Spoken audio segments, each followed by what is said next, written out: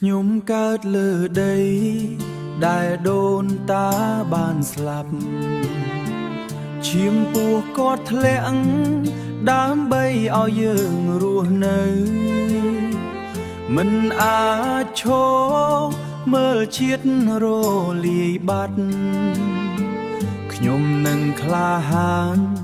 ក្នុងពេលវេលានេះបេះដូងឆេងក្តៅដូចស្គរនៅសំរភូមិ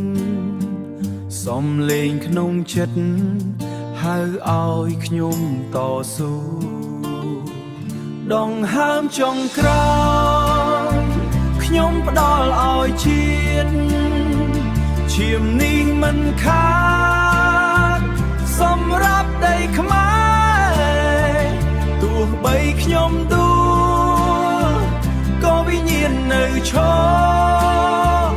ការពារមាតុភូមិមិនដែលបោះបង់ភ្លើងនៅក្នុងចិត្តមិនអាចឲ្យរលត់សត្រូវមកដល់ខ្ញុំមិនត្រឡប់ក្រោយសូរសំលេងហៅពីដូនតាខ្មែរឲ្យខ្ញុំឈរដោយមិនខ្លាចស្លាប់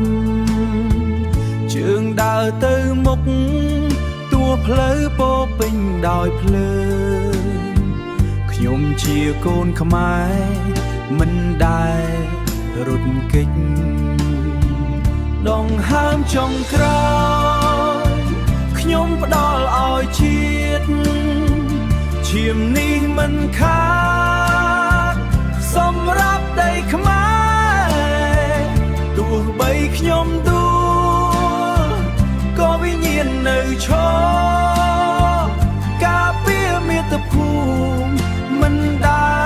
លបោះបង់បើថ្ងៃស្អែកខ្ញុំមិននៅទីនេះសូមដីខ្មែរចងចាំឈ្មោះខ្ញុំស្លាប់មិនខ្លាចព្រោះចិត្តខ្ញុំដឹងខ្ញុំបានរស់ដើម្បីជាតិមួយនេះដងហើមចុងក្រោយខ្ញុំផ្ដល់ឲ្យជាតិ